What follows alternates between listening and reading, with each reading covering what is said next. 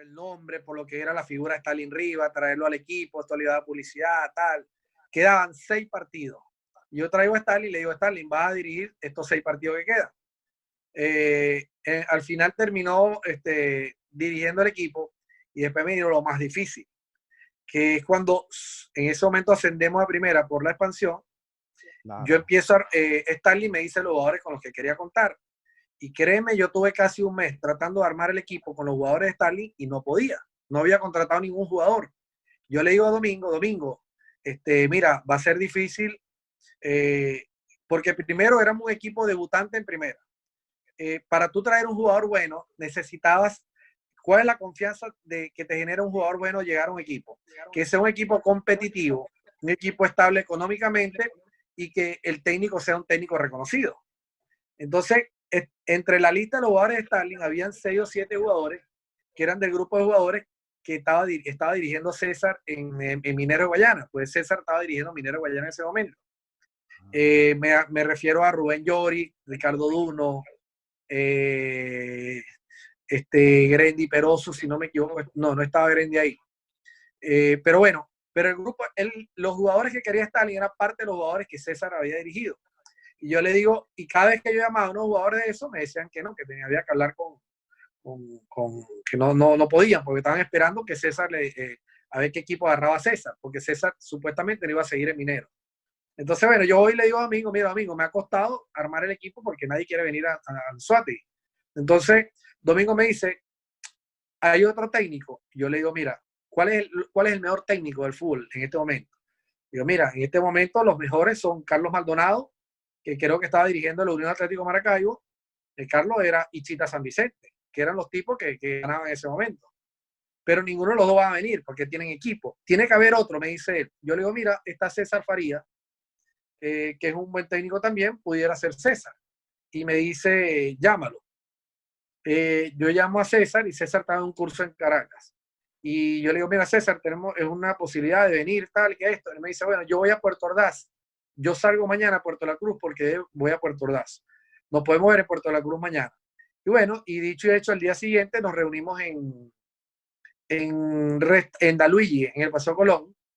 Y en la noche, César vino con su hermano, con Daniel, y ellos dos, y nos reunimos ahí y César nos presentó el proyecto, una computadora, todo lo que estaba haciendo, lo que podía hacer, los jugadores que podían venir, y eso motivó mucho a Domingo, y Domingo me dice, este es el tipo, y bueno, y en una semana yo armé ese equipo, porque en una semana pues ya quedaba poco. Me fui y viajé a Maracaibo y contraté a Grendi Peroso. Me voy a Cumaná y contraté a los de Cumaná, que era Tiburón Márquez, Pidi González, Pequeño Rondón, Pedro Boada, Leo Morales, ese grupo. Y me voy a Puerto Ordaz y agarro Rubén Llori, Ricardo Duno, y armé el equipo en una semana de un 2x3. Y así de esa manera, bueno, se armó el equipo como tal para llegar a primera división y sí, ahí fue que empezó el trajinar de Ceci y Stanley, por supuesto, me tocó después decirle a Stanley que no podía venir al Deportivo, bueno, porque no fue aprobado por la directiva. No fue fácil ganarse la confianza de César, ¿viste? Porque había jugadores de la segunda, yo le dije a él que había que tener respeto por este grupo de jugadores que durante años han estado en la institución y que ahora que llegaron a primera querían, es la manera de una vitrina importante para ellos mostrarse. Y es lo que yo te digo, yo como gerente o el dueño del equipo podrá decir esto, pero la gran parte de la decisión la tiene el director técnico. Y César no le convencía a Samir Baloye, no le convencía a David Moreno, no le convencía a Richard Gutiérrez. O sea, era complicadísimo, no le convencía a Ángel Hernández. Y de hecho, si no más recuerdo, solo quedaron 5 jugadores. Quedó Yegües, quedó Samir, quedó David, quedó Ángel Hernández y Richard Gutiérrez, que lo sacaron en la pretemporada de Margarita por una cuestión que pasó. Marcos Gutiérrez, creo que quedó. Sí quedó Marcos Gutiérrez. Pero ese fue un grupo reducido que quedó, pero el resto de los jugadores que eran originales del Estado, no quedó ninguno. O sea, el único que quedó fue Yegües, fue el único. Pero los demás no quedaron, ninguno quedó. Y Y sí, bueno, y fue la manera, de verdad, el gancho para armar el equipo fue haber traído a César Farías. Sin lugar a dudas fue así. César Farías. Y que sin lugar a dudas fue al final la mejor elección, porque en ese primer apertura, segundo lugar detrás de creo que Caracas ganó invicto ese No, torneo. pero nosotros se nos va el campeonato en Puerto La Cruz, esa noche una noche de un día sábado, que le estábamos ganando al Caracas 2-0 en el primer tiempo, que le anulan un gol a Baloye para el 3-0.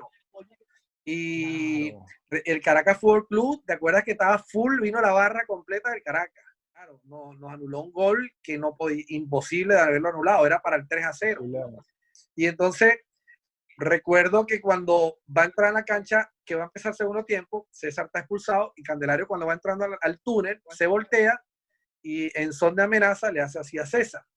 Mira, y cosas que pasaron, que a los 5 minutos nos votan al argentino de Tucumán, Jesús Díaz, el Tucumán, Jesús Díaz.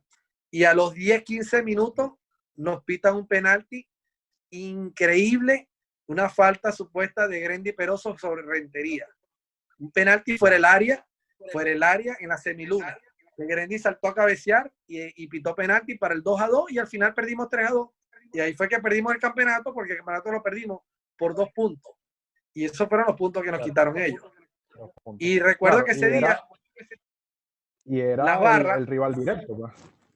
así es, y recuerdo que ese día las barras rompieron la cerca y se metieron en la cancha. Eso fue horrible, me acuerdo clarito, que pelearon con las Sí, que barras aquí. tumbaron las rejas, ¿cierto? Claro, Sí, sí. claro.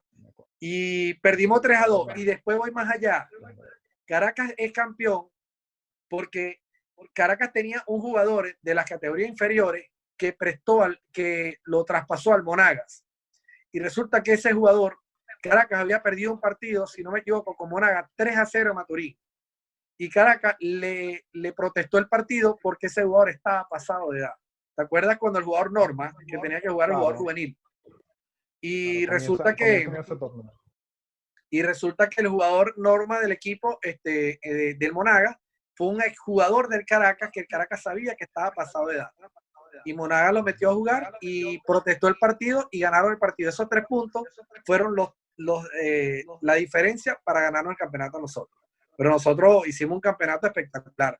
Cuando tú me hiciste anteriormente la pregunta de los mejores jugadores que han venido al Anzoátegui, yo no sé si tú incluías mi cuenta que saqué fue a segunda, porque en primera tuvimos jugadores. Fue solamente en segunda. En primera, lógicamente. Y quizás en la memoria de muchos aficionados del Deportivo hay más primera que segunda división. O sea, el fanático del Deportivo sí se los conoce todos. Pero quizás la afición más nueva del Anzoátegui recuerda mucho esa parte del Deportivo en primera. Pues. Quizás a veces no recuerdan ni siquiera que había estado en segunda, pero esa apertura fue impresionante. Creo que César nada más perdió en el Vigía. No, perdimos con Llanero, en Guanare. 2 goles de Arnaldo Tanga. Creo que perdimos en 2 penaltis. Sí, perdimos pero fue una temporada espectacular. Fue una pero temporada impresionante, tan impresionante que César se va a la selección. Recuerdo mucho el debut del equipo en primera división contra el Unión Atlético Maracaibo aquí en Puerto La Cruz, ¿te acuerdas? Estadio lleno, completico, bellísimo. Que en ese momento el jugador norma de ellos era Joandri Orozco, que era un negrito flaquitico, chiquitico, que era el zurdo que jugaba de ellos. Pero era el Unión Atlético Maracaibo de Fuenmayor, de todos esos jugadores que no recuerdo si Angelucci era el portero todavía, no recuerdo. Pero yo tampoco, no sé si era Angelucci o ya era Henao, fue el último. O era Henao. Total que ese día fue una tarde espectacular, me acuerdo como si lo estuviera viendo ahorita, el estadio muy bonito, o sea, el estadio full, nada. Ojo, que mucha gente no sabe que nosotros en primera, nuestro inicio, el estadio no bajaba de 25 o 30 mil personas. Yo me acuerdo que para agarrar un puesto en la tribuna principal popular de 2 pisos, mínimo eso se llenaba las 2 tribunas, mínimo. Y la tribuna principal era espectacular. Nada más. Fueron momentos bellísimos, espectaculares, de verdad.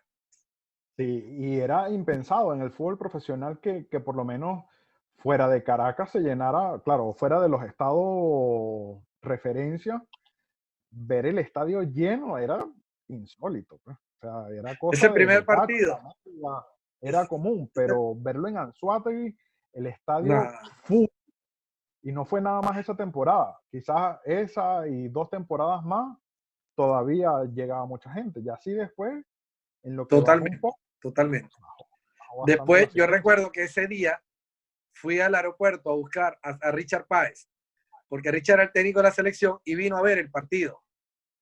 Y yo fui a buscar a Richard y llegando al estadio me agarró una cola de carro afuera para entrar, increíble, increíble que el mismo Richard quedó impresionado.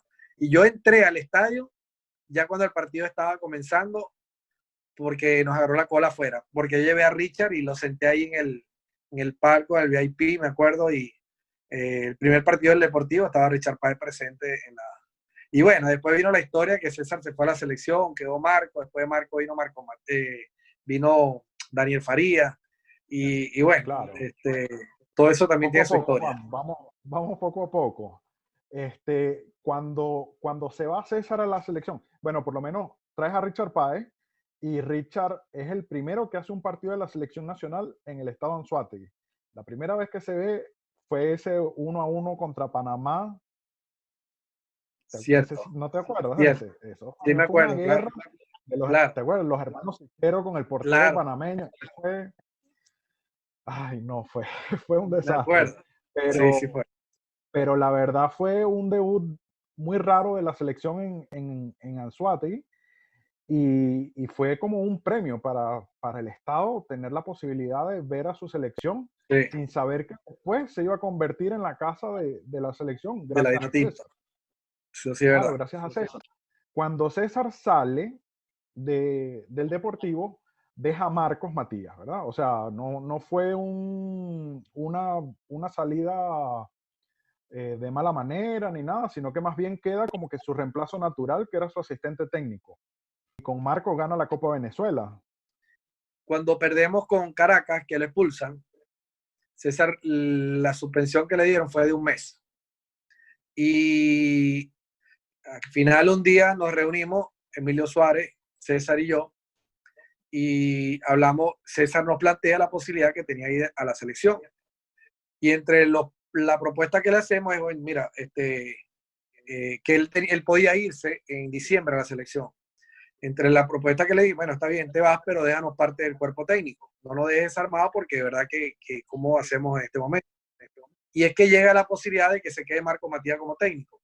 Yo tenía como preparador de portero del equipo era Daniel Faría, porque Claro. era César el técnico, el asistente era Marco y César Faría, Daniel era el preparador de portero y Fabián Bazán era el preparador físico.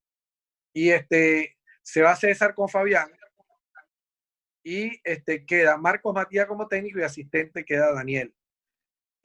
Somos campeones con Marco Matías de la Copa y en el año ya Marco Matías, ya la selección, por supuesto César había adquirido un compromiso más grande con la selección, ya se había consolidado, se estaban consolidando y por supuesto Marco era su hombre de confianza.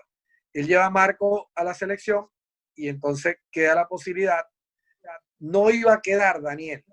Recuerdo que cuando nos enteramos que se va Marco, yo llamo a Stalin Rivas de nuevo para que venga a la selección. Después me llama Emilio Suárez y me dice, mira, no viene Stalin, vamos a traer a Daniel. Ellos estaban en Curazao o en Aruba, Curazao, viendo el campeonato eliminatorio de la sub-20, que después en ese entonces venía el suramericano, el mundial suramericano sub-20 y mundial sub-20. Ellos llevan y están allá y hicieron contacto con Emilio y esto, y me llama Emilio y me dice, mira, el que va a venir el técnico es Daniel, pero Daniel estaba allá, había que esperar conseguir un vuelo para que él viniera. Y esa semana quien dirigió el equipo fue Ever Márquez. No, estoy equivocado, estoy equivocado. No, te José fuiste Hernández, porque vino José José Hernández. Hernández. Exacto. Yo Llevas a traigo a José José Hernández. Hernández, el técnico. Después de Marco Fue vino José presentado y todo Hernández. como técnico. Y después de la Libertadores, perder la Libertadores, se fue. Y llega Daniel. Sí, después de Marco vino José. Yo después de José iba a traer Starling y en vez de Starling vino Daniel. Y ahí es que queda Daniel en el equipo como tal. Bueno, o sea, Daniel se estrenó como director técnico, fue en el Deportivo Anzoátegui. Exactamente. Que fue quizás uno de los el proceso más largo que de un técnico que tuvo el Deportivo Anzoátegui fue Daniel Faría, Sí, que así lo es. terminó de una manera espectacular, pero ya tú no estabas en el Deportivo. Sí, que de hecho para que vea lo que esto es una cadena, se va José Hernández a Minero de Guayana. Y quien me recomienda a mí en Minero de Guayana es José Hernández. Porque cuando aquí termina la temporada 2008-2009, me llaman a una reunión y me dicen que el equipo estaba siendo traspasado a la gobernación. Yo aún tenía acciones en el equipo, que había sido traspasado, pero todos teníamos que dar un paso al costado porque eran nuevos dueños. Y yo doy un paso al costado. Me dolió, es una de las noticias que más me ha dolido a mí en mi carrera en el fútbol. Fue cuando me dijeron que tenía que apartarme del equipo porque había unos nuevos dueños. Porque imagínate, fue un bebé que vi crecer, que pude criarlo, me comí muchas verdes y cuando ya más o menos uno quería comerse la madura de estar consolidado en primera edición y ver cosas importantes, jugar Copa Libertadores, Suramericana y esas cosas, pude jugar una Copa Prelibertadores, que fue cuando vamos con el Cuenca de Ecuador, que ganamos aquí 2-0 con un llenazo también y fuimos allá y perdimos 3-0. Con 2 goles de Pidi González, si no me equivoco aquí. Y de verdad, bueno, cuando me dice que me debo apartar, me dolió, créeme que me dolió mucho y en ese momento, créeme que lloré haberme apartado del Deportivo Anzoátegui. Y después me llegó la noticia esa misma semana de José Hernández que me iban a llamar de Minero para que me fuera a entrevistar.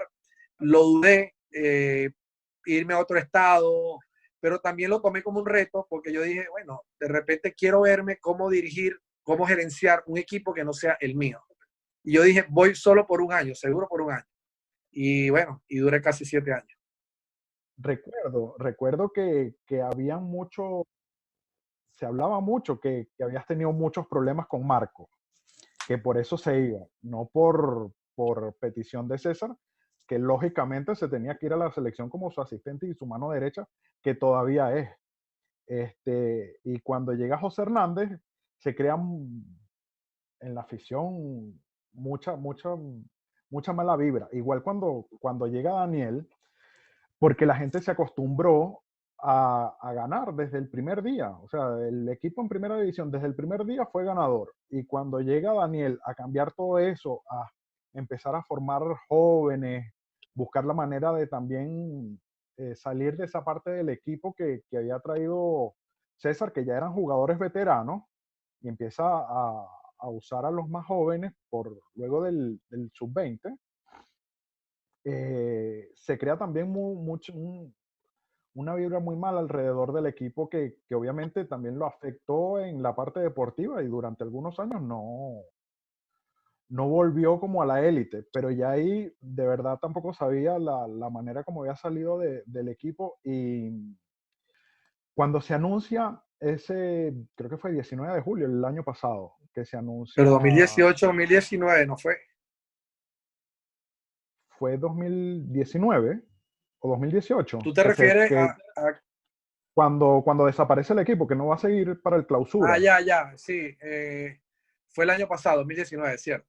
¿Cómo tomaste esa noticia, Juan? Porque más allá de tú haber dejado, como tú dices, ese hijo que tú recibiste en brazos porque lo creaste, lo engendraste, lo cargaste, lo limpiaste, le enseñaste, creciste con él, más allá de verlo en algún momento, dejarlo a un lado es muy distinto a que se desaparezca, ¿no? Sí, no, sin duda que creo que las dos noticias más tristes que he vivido del Deportivo Anzoátegui fueron esas dos. Una, cuando me dijeron que el equipo había sido vendido, o sea que yo tenía que apartarme del equipo. Y dos, cuando desapareció. Fueron noticias muy tristes porque porque pienso que Anzoátegui primero, imagínate, si logramos sin estadio o con un estadio un medio estadio, como se dice, sin afición, se logró hacer tantas, económicamente sin tener recursos, se lograron tantas cosas, porque después de tener un gran estadio, de tener una afición, de estar en primera, de se pudo dejar desaparecer un equipo como tal. Yo sé porque no es fácil estar al frente de un equipo y es difícil porque los gastos son, la gente está equivocada, la que no sabe, la gente que no está dentro de un equipo, o sea, o hay que saber, hay que estar dentro del equipo para saber todos los gastos que te origina un club como tal. Yo siempre he dicho que no es negocio tener un equipo de fútbol en Venezuela. Porque yo te voy a poner un ejemplo. Hoy en día, la pandemia, el fútbol en Venezuela está paralizado como en gran parte del mundo. Claro. ¿Tú crees que los equipos en Venezuela se están viendo afectados como los equipos del resto del mundo? No. Y te lo voy a decir por qué no. Porque afectados están las ligas o los clubes que por un partido, por una taquilla, pueden resolver una nómina. Que por derecho de televisión pueden resolver muchas cosas. Que por derecho de publicidad pueden resolver muchas cosas. Y en nuestro fútbol no es así. Porque con una taquilla no resuelves gastos. Porque un partido de local lo que más bien te genera es gastos. Porque el imprimir las entradas, el contratar la seguridad, el contratar todo lo que implica montar un partido como tal, son unos gastos impresionantes. Ni el Caracas, hoy en día me atrevo a decir que el equipo que pueda meter más aficionado, ¿quién puede ser? Caracas, más o menos. Y te aseguro que esa afición que entra al Caracas no le genera a ellos ingresos, porque los gastos son muy grandes. Entonces, no podemos comparar una taquilla en Venezuela con una taquilla de Argentina o de la MLS o de Brasil o de Colombia, de cualquier lado, donde te meten unos llenazos de 40 y 30, 40 y 50 mil personas, donde el costo de la entrada es el costo real de una entrada. En Venezuela, el costo de una entrada no llegaba ni a medio dólar, ni a $1.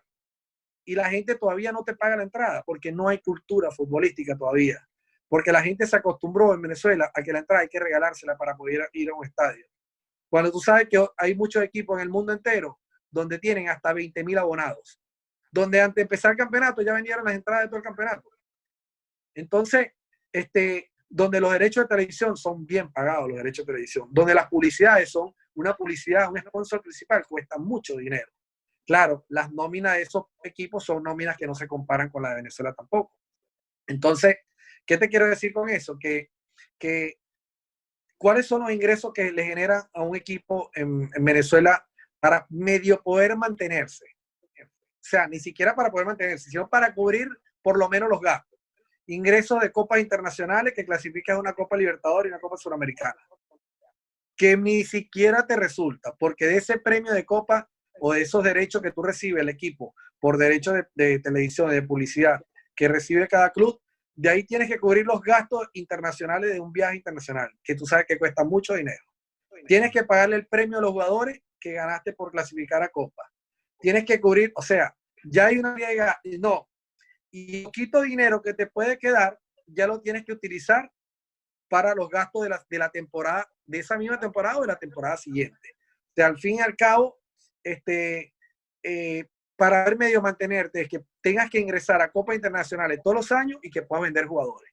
¿Quién es el único equipo en Venezuela que lo ha hecho? Caracas Fútbol Club. Es por eso que es el equipo que todavía se mantiene y te aseguro que se mantiene sin generar ingresos importantes.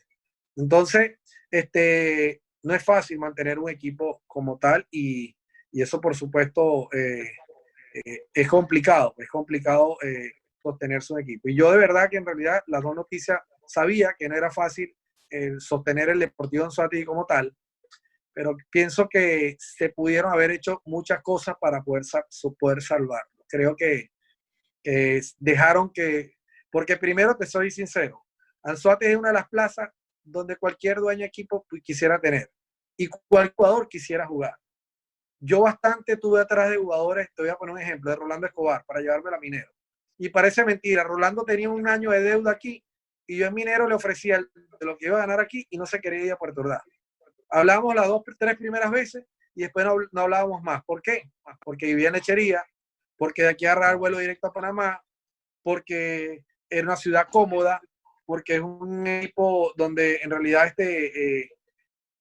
a nivel competitivo, todos los años el Deportivo entraba a clasificación de Copa Internacional. Increíble. Pero era de los pocos equipos que todos los años entraba a Copa Internacional. Y era un equipo donde no es lo mismo jugar en Puerto Ordaz, en Mérida, o en Táchira, o en Caracas, que tienes la presión de la prensa, que tienes la presión del fanático. Aquí, la gente relajada. vivían cómodos, claro, vivían súper Claro, cómodos, no tenían absolutamente nada de presión, ni la presión nada. del aficionado, o sea, y quizás uno o dos, pero tú los veías en el supermercado súper tranquilos. Tranquilo. Creo que sin duda esa vida tranquila que ellos tenían era quizás el principal gancho del por qué no se querían ir de Anzoátegui, y además también vivir en Lechería, el hecho de que recuerdo siempre conversar con el último, con Nicolás Larcamón, me decía, Eduardo, o sea, abrir la cortina y ver el mar así, ya eso te genera una felicidad o un Claro, apego impresionante a la ciudad, porque claro. te enamora la vista, sales y no tienes ningún problema con los aficionados que te vayan a decir algo malo o algo bueno. Y en general, a lo que le gusta al futbolista, vivir tranquilo y vivir cómodo, Totalmente. lo tenían, en ese aspecto lo tenían todo. Sin duda que lo que le va a faltar a Anzoátegui ahora va a ser quizás recuperar todo eso en algún Sí, que no va a momento ser fácil. que, que venga otro o que nazca otro equipo. En ese aspecto, Juan, yo sé que quizás te lo han preguntado mucho, también lo he respondido en algún momento por ti.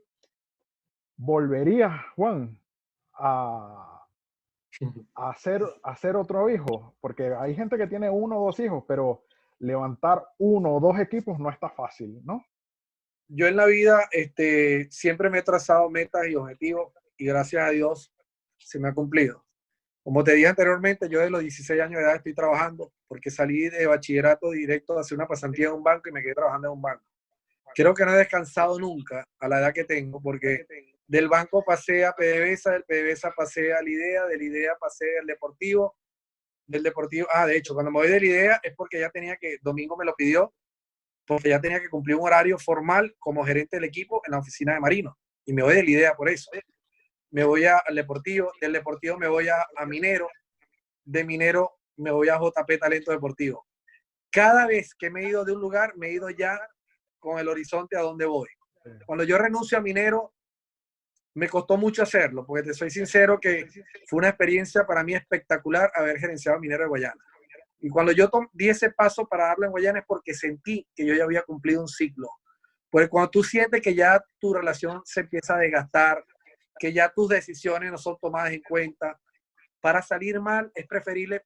Yo siempre aprendí algo de Carlos Maldonado. Carlos Maldonado me decía a mí, Carlos Maldonado me dice que uno se tiene que ir del trabajo o de los equipos en el mejor momento, no en el peor momento.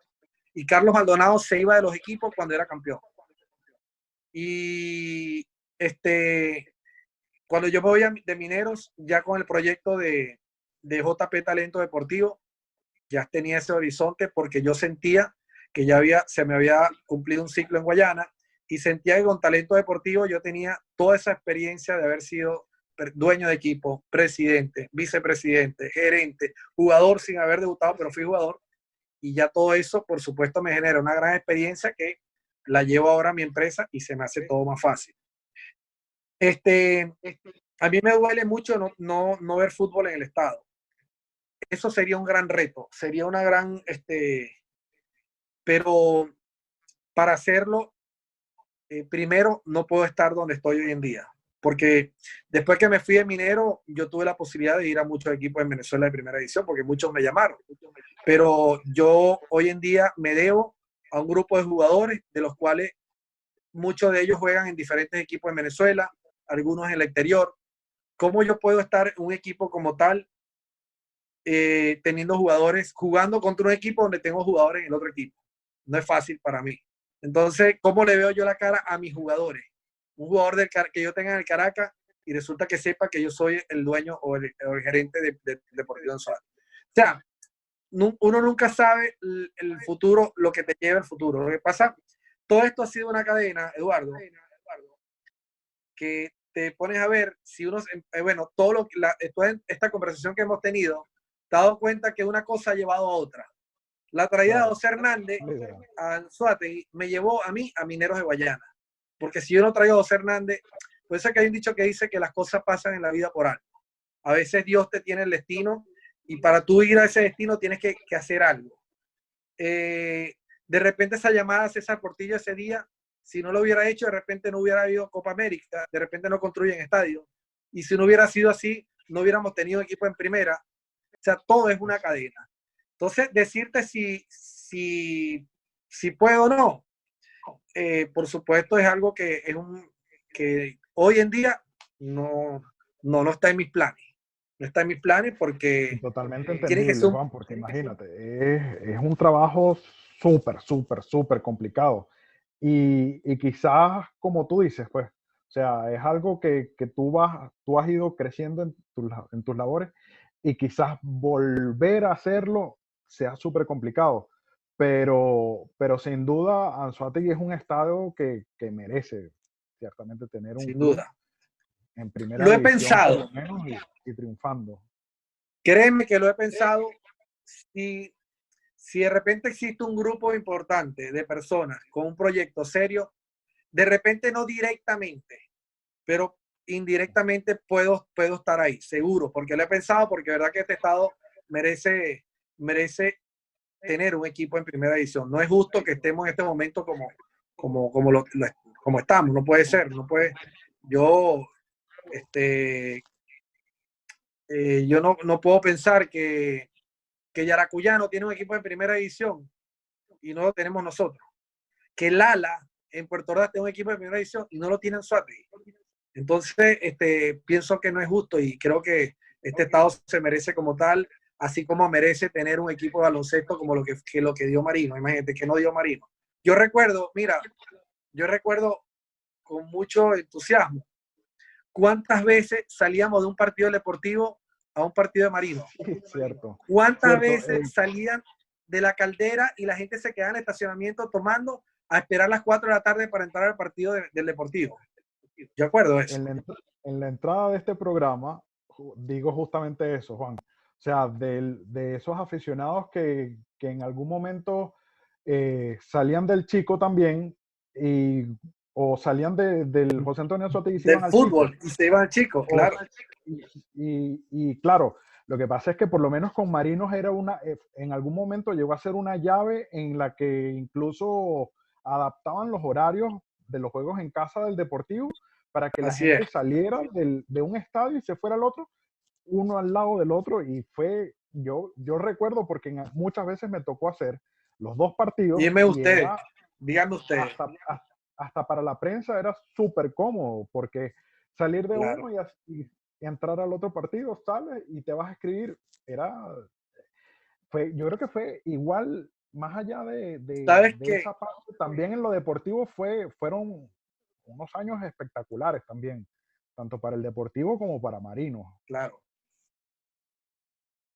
Fueron años Tú sabes que, buenísimos. Eduardo, a mí me tocaba a veces hablar con, con gerentes de otros equipos, con amigos de otros equipos, que yo le decía, que siempre le decía, y me acuerdo, cuando yo tenía un director técnico que era de otra parte, yo le decía que aquí teníamos todo, porque éramos el único estado, yo siempre recuerdo, éramos 2 o 3 estados, los únicos que teníamos los 3 deportes profesionales y que éramos 3 equipos competitivos. Me acuerdo que era comparable con Carabobo, que Carabobo tenía Magallanes, Trotamundo y el Carabobo de fútbol.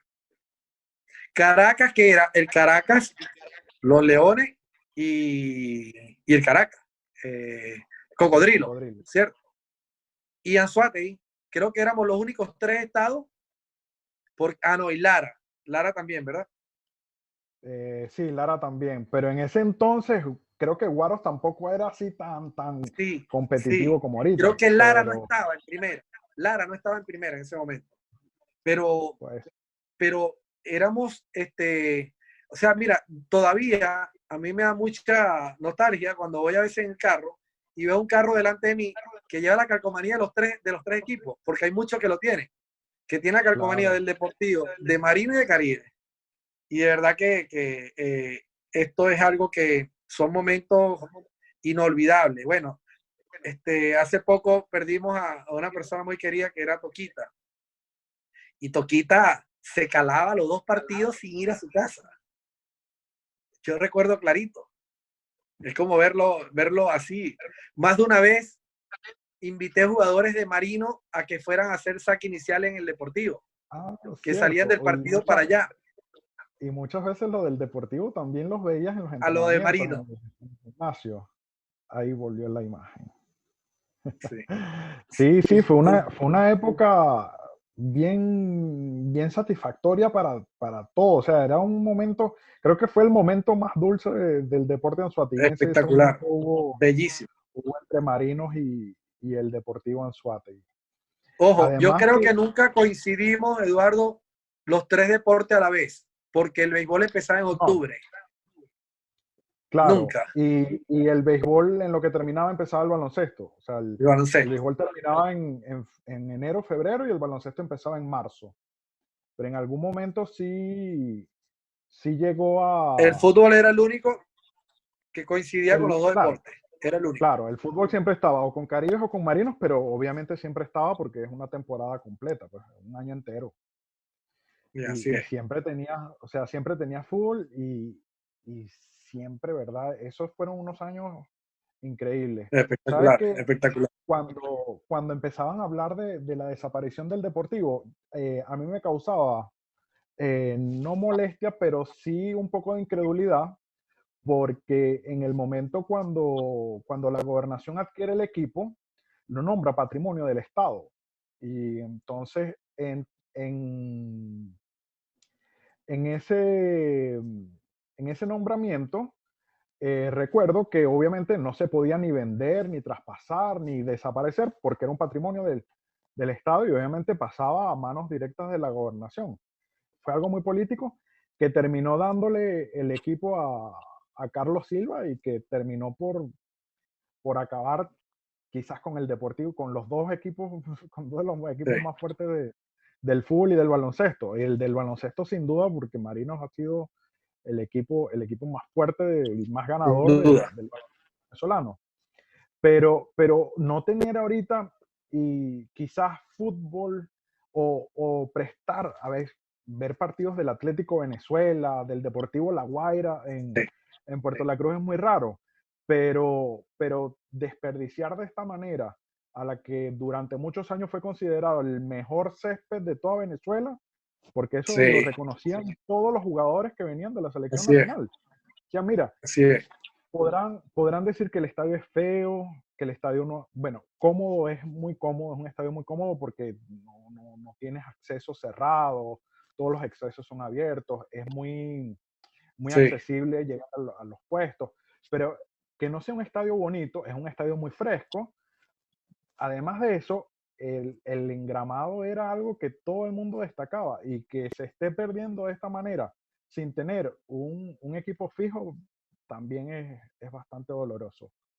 en un momento, tres, más o menos tres de las personas que al final compraron equipos en Venezuela, de las personas que hoy en día son propietarios de equipos en Venezuela, tuvieron interés en comprar al Deportivo Anzoátegui. En realidad, a ellos les gustaba mucho la plaza, les gustaba lo que era, lo que hablamos de vivir de la zona donde iban a vivir, y les gustaba porque era un equipo que siempre estaba metido en torneos internacionales y todo, pues tenía un buen estadio nuevo y todas esas cosas. Pero fueron tres personas que quisieron, pero a ellos los alejó mucho el problema de la deuda que había en el Deportivo, era de muy grande, muy grande. Yo nunca pude entender cómo un equipo estaba endeudado con tanto dinero de por medio y seguía contratando y contratando y contratando jugadores que venían que vinieron prácticamente a nada. Y fueron deudas que crecieron y crecieron, y esa es la parte que yo nunca pude lograr entender. Cuando más bien era tratar de limpiar la deuda, de ir poco a poco buscando alternativas. Creo que lo que hicieron fue complicar todo, y bueno, al final era difícil después poder comprar un equipo de la manera como estaba el Deportivo. Y bueno, y resulta que bueno, el equipo desaparece como tal, es por eso mismo, por la cantidad de deudas que habían, pues. Claro, fue una época bien extraña porque con Carlos Silva se pensaba que se iban a pagar todas las deudas, el equipo iba a volver a la élite, bueno, volvió en algún momento a torneos continentales, pero, pero es eso mismo, o sea, era incomprensible cómo un equipo con tantas deudas seguía contratando jugadores y recuerdo que en muchos casos se le criticó el manejo tan libre que tenían de los dineros, porque obviamente cuando califican a ese último torneo internacional, ya todo el plantel se queja de que no habían recibido regalías de los derechos, el pago que se hace, no habían recibido los premios. Resulta que justamente después que el Deportivo Anzoátegui consigue esa clasificación, Marinos también contrata jugadores, llega a la final. Creo que ese año, no sé si queda campeón, es la final que pierde con Guaro, Sí, pero fue un año muy, muy raro.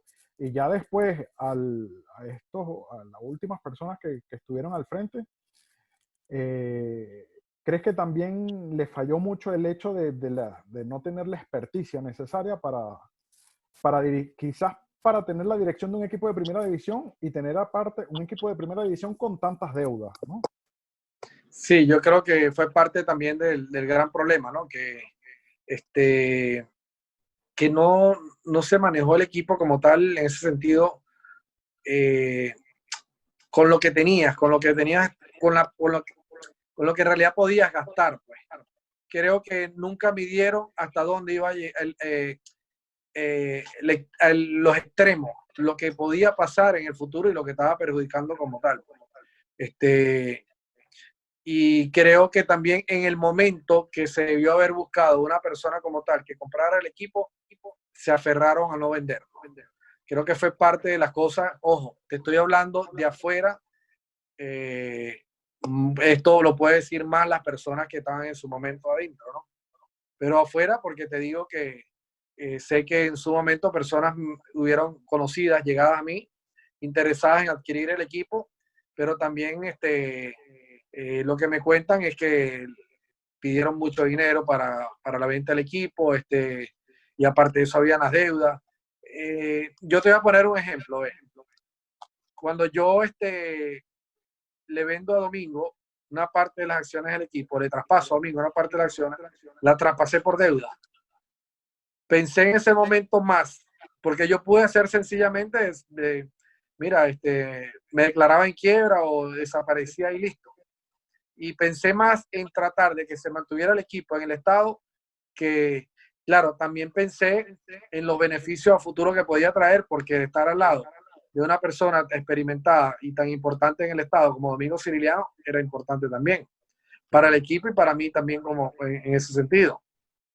Y pero en ese momento yo traspasé por parte de mis deudas, traspasé gran parte del equipo y bueno, y después llega, bueno, que no lo hablamos, llegó Maglio y llegó Brusca. Cuando llega Maglio y Brusca, llega porque cuando subimos a primera, Domingo me dice que para él iba a ser fuerte para él el solo mantener el equipo, que él necesitaba a alguien económicamente pudiera ayudarlo. Y de ahí vino la decisión después de que Maglio adquiriera parte de las acciones del equipo, que sabíamos que después lo podía dejar porque en realidad es lo que hablamos. Pues. Maglio no era de fútbol.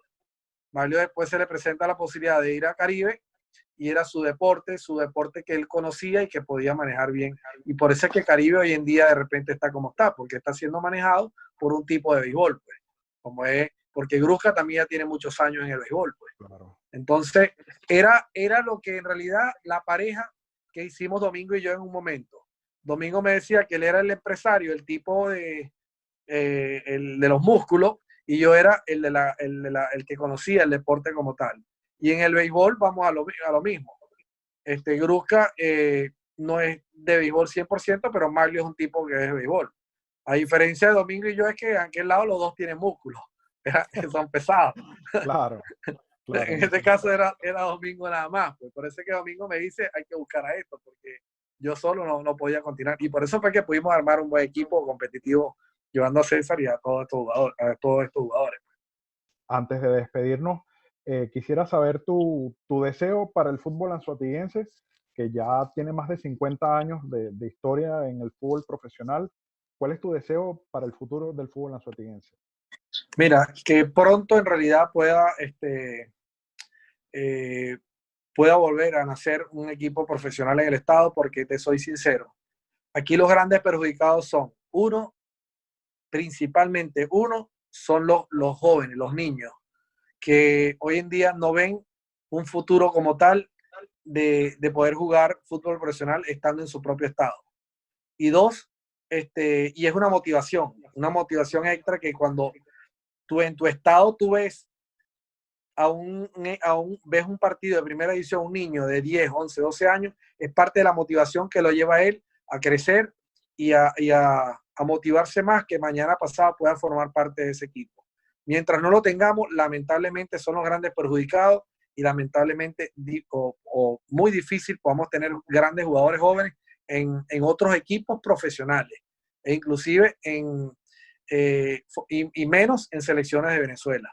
Y lo otro, bueno, la afición, que de verdad que como te dije, nació una afición de la nada. Recuerdo la barra de los Brujos, había otra barra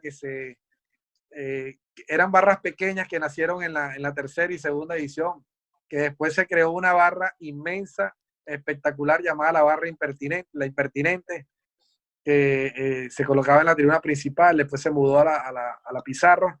Y bueno, y de verdad que hoy en día todo eso como tal extraña no tener un equipo en el estado, pero principalmente los más perjudicados, te lo digo por mi experiencia, de que yo prácticamente recorro todo el país hoy en día por mis funciones, que son como agente deportivo, y me duele mucho ver que el nivel hoy en día de los jugadores jóvenes del estado de Anzoátegui está muy, muy por debajo de los jugadores de otros estados, porque en otros estados sin duda alguna tienen la motivación de tener un equipo profesional, y aquí en el estado no lo tenemos. Eso pienso que lo que más quisiera, que pronto volviera el fútbol profesional al estado de Anzoátegui. Perfecto, Juan. Bueno, Dale, te agradecemos mucho este saludos. tiempo y tu saludo y despedida para nuestros seguidores. No, que siempre, de verdad, lo recuerdo, vivo aquí en mi estado, estoy aquí presente, un estado que el cual crecí en todos los sentidos, a nivel académico, a nivel profesional, a nivel deportivo, y el cual siempre llevo en mi corazón, y de verdad que espero que pronto podamos volver a tener ese estado en Anzoátegui como la primera potencia, o una de las primeras potencias deportivas del país.